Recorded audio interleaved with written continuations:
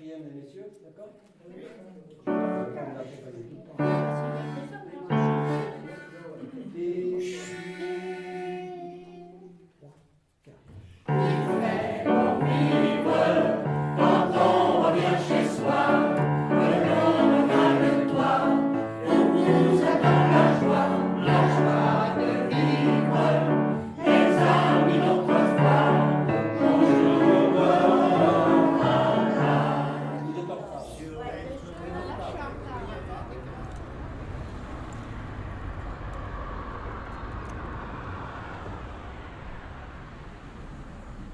Le pain qu'on mangeait, c'était même pas du pain bis, c'était des goûtants. Oui, c'est dégoûtant. Et pourtant, on allait bien chercher parce que nous, les jeunes, quand on allait chez le boulanger, on était 4 à la maison, eh bien, qui va au pain? Alors, ben, tout le monde était présent parce qu'on allait chercher le pain de 4 livres. Et il y avait toujours une pesée parce qu'il était pas. Et ben, c'est celui qui avait été chercher le pain, il mangeait la pesée en revenant. Ah oui, oui, c'est vrai. Hein. Ma mère, c'est vrai que la pesée, elle avait jamais pesé. Non, non. Ah, la pesée, elle revenait jamais. Hein. C'était celui qui avait été chercher le pain qui mangeait la pesée. C'était moi, j'en mangeais tout le temps comme ça. Il n'y avait pas de problème, ça ne changeait rien. C'était toujours oui, les gros pains, la pesée, c'était bon. Surtout que j'étais J3, on était on était J3, manger. C'est sûr. Hein. On avait droit plus que les autres, mais quand même, c'était juste. Plus que les autres. Oui. Bah si, les J3. Oui. Mais des fois, il y avait des tickets, mais il y avait le pognon qui manquait. ça arrivait aussi. Pour acheter des tickets, oui. Oui, parce que avec les tickets, ça ne suffisait pas. Moi, je sais que j'avais 350 ou 75 grammes. Ils sortaient de la boulangerie, ils étaient déjà dans l'estomac. On avait faim. Hein. Ah, ouais. Les J3, c'était donc là où les gens mangeaient le plus, les jeunes qui avaient le plus besoin de manger, pardon. Donc là, ils avaient peut-être au lieu d'avoir 300 grammes ou 200 grammes, ils avaient 350 grammes. Je crois que ça doit être à peu près ça la ration. Alors donc, il fallait sans arrêt être à l'affût de choses qu'on ne trouvait pas. On avait par exemple droit à, je sais pas, peut-être une livre de beurre dans la famille chez moi pour le mois. Hein. Oh oui, pas plus, hein, une livre de beurre. On était donc à ce moment-là 8 personnes à la maison, donc il y avait enfants et parents, donc on avait ça, hein, pas plus d'une livre de beurre par mois. C'était tout, l'huile, le café. Le café, c'était presque aussi rare que le pain. Le café, on le remplaçait par de l'orge grillée. Alors on faisait griller de l'orge et on consommait ça comme du café. Voilà, c'était pas la même chose, mais enfin c'était des ersatz, on appelait ça les ersatz, c'était un mot allemand. On a ça, des ersatz, on en a fait. Hein. Marie, née à Saint-Jean-de-la-Ruelle. Colette et Nénette pour mes frères.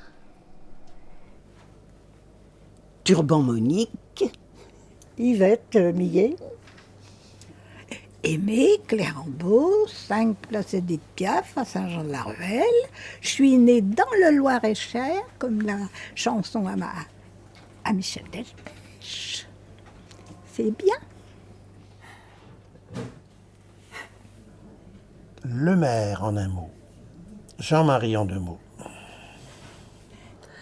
Anne-Marie, le maire. L'orfèvre Jean-Pierre, Dubois Marcel. 72 ans. L'amoureux Janine. Chauveau, Étiennette. 88 ans. 81 ans. Brigitte Morin. 81 ans, dans 15 jours. Le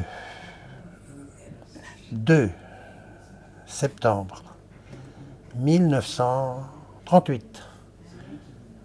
Je suis de la Vierge. Clérambault Guy. J'ai 66 passé, mais bon, un petit peu. 73 ans. 82 ans.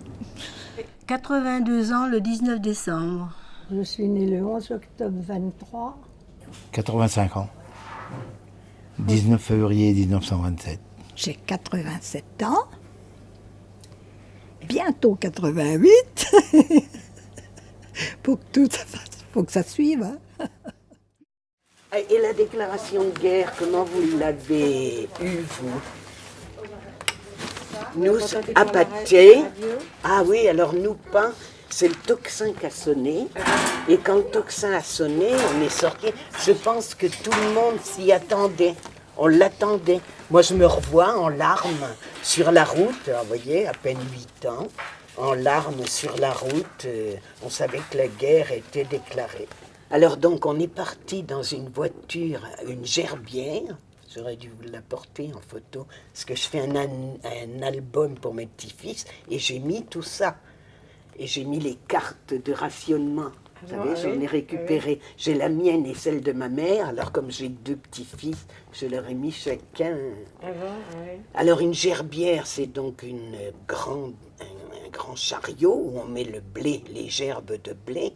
Alors, il avait mis des bâches en dessous, une au-dessus, on couchait dedans. Alors, tous les 5 avec ma mère.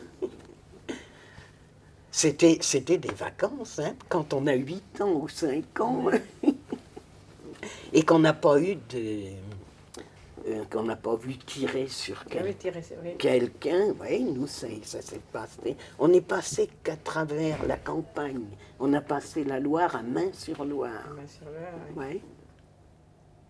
Et donc, on mangeait des crêpes à tous les repas. Alors, mon père avait préparé un grand sac de farine, mais de peut-être 30 kilos. Hein. Il avait écrasé du blé.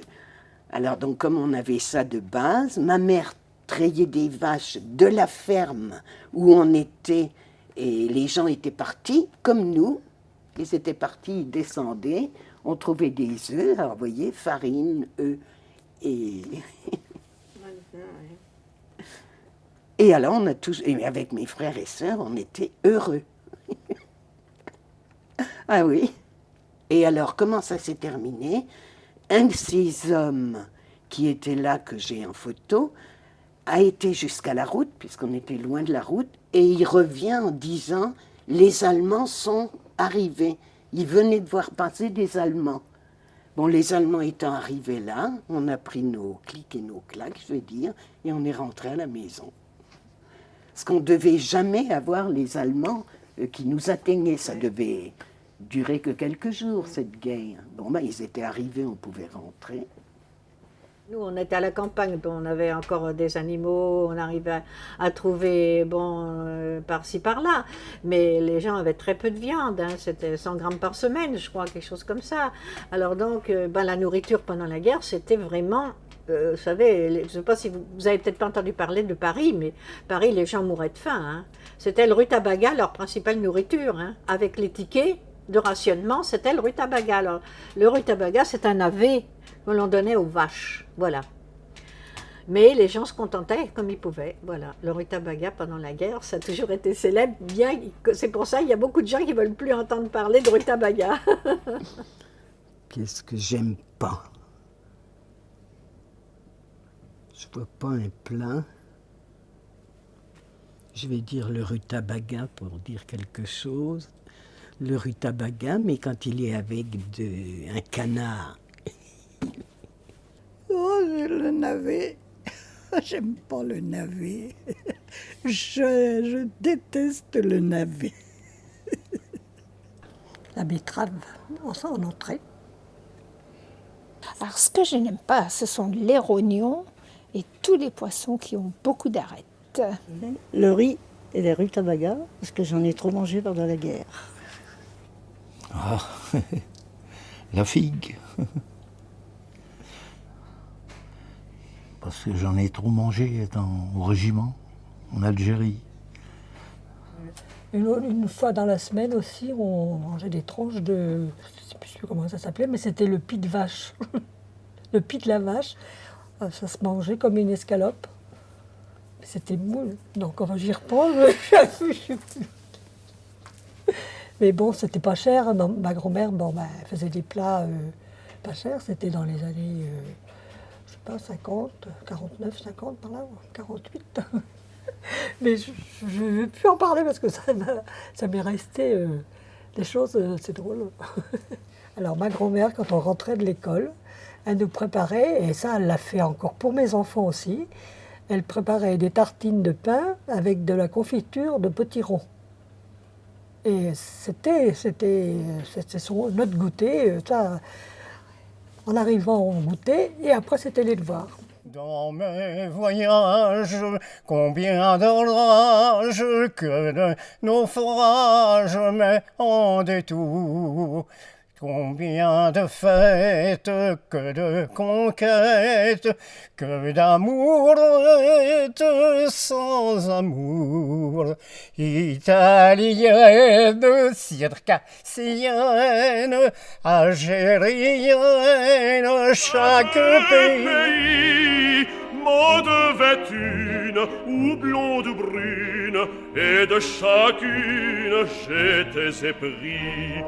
Toujours de même, le croyant même, j'ai dit je t'aime à des vertus, dont la victoire faisait ma gloire, et ma mémoire ne les voit plus. C'est qu'une belle me rend fidèle, je me rappelle toujours, hélas, la bienvenue, cette inconnue que j'ai tenue entre mes bras. Oui,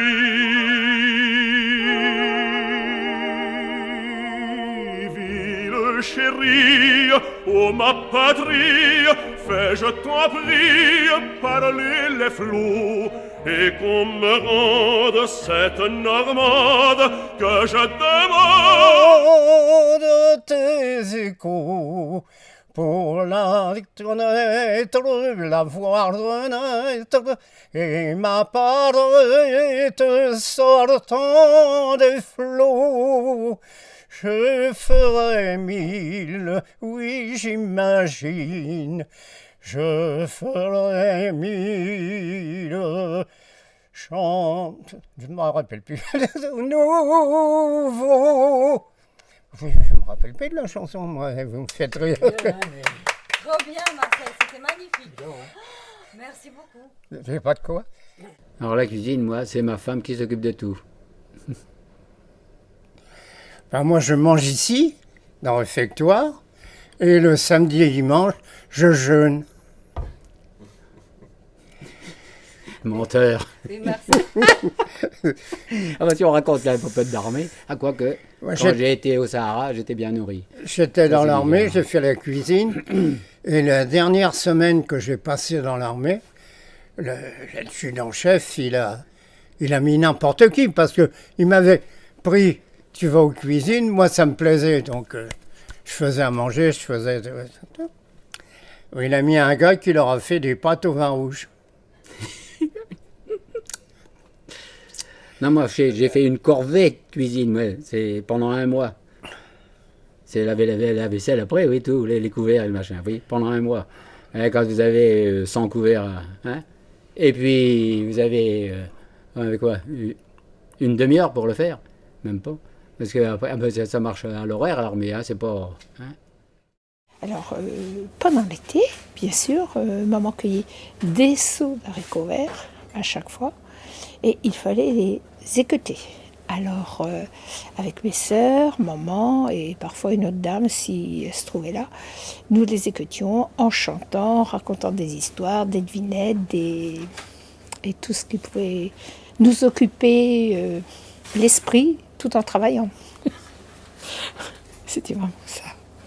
Parce que c'était parfois quand même une corvée, hein, quand il y avait 3 seaux. Mais après, il fallait les mettre en bocaux. Donc, et on mangeait ça dans la semaine, toute l'année. Toute l'année, on mangeait au moins une fois des haricots verts dans la semaine. Et ça... Et oui. Alors, un souvenir que maman nous faisait vraiment, mais c'était après la guerre, un petit peu après la guerre, puisque je suis de 39, donc ça devait être dans les années 44-45, je ne sais pas, quelque chose, puisque je m'en rappelle.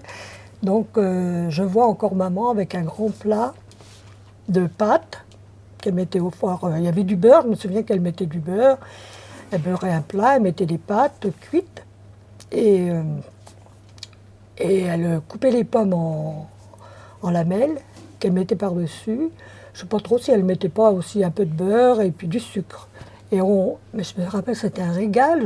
Et je n'ai jamais retrouvé cette recette-là. J'ai jamais pensé à lui demander la recette. C'est dommage parce que maintenant elle n'est plus là et je ne peux pas lui demander.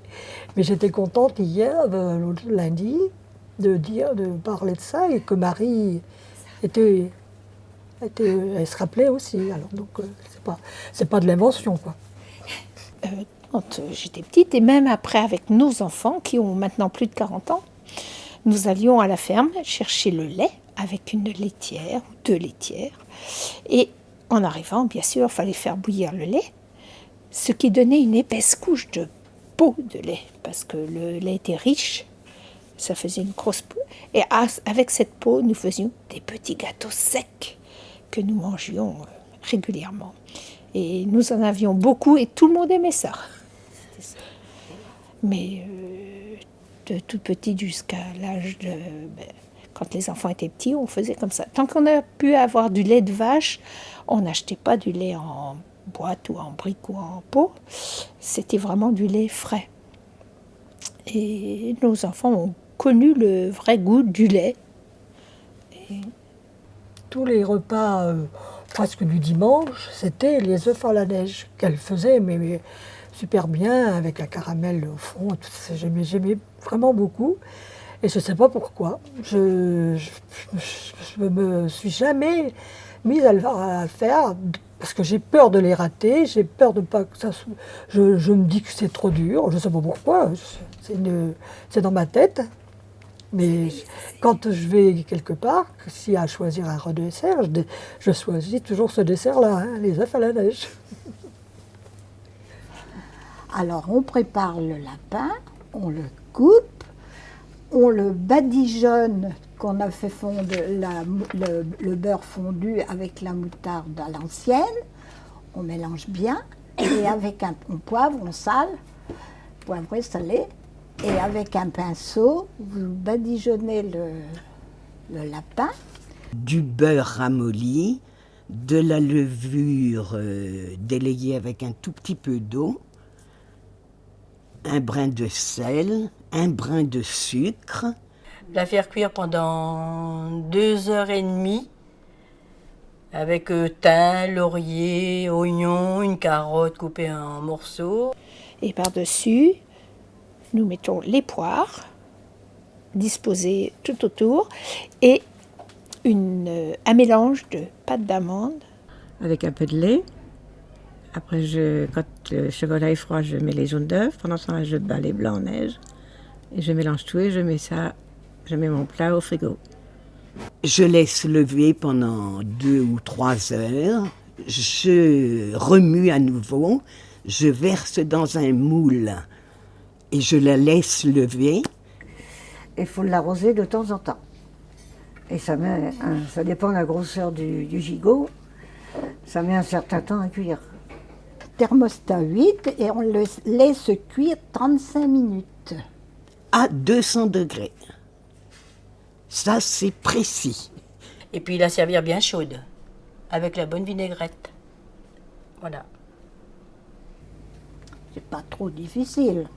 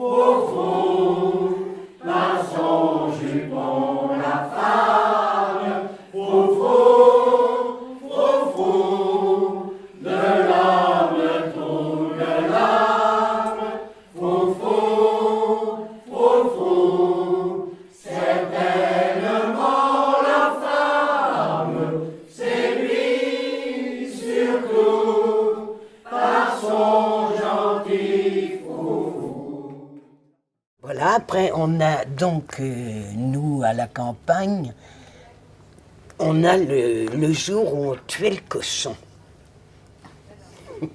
Alors ça, c'était, vous avez Ah oui, pas bah, connu ça, oui, ça si, chez mes grands-parents. Ah oui. Paternels, oui. Ah oui. Ils avaient- Alors, ils en avaient le un. jour où on tuait le cochon, C'était c'était vraiment la fête. une réunion de famille. Oui. Oui.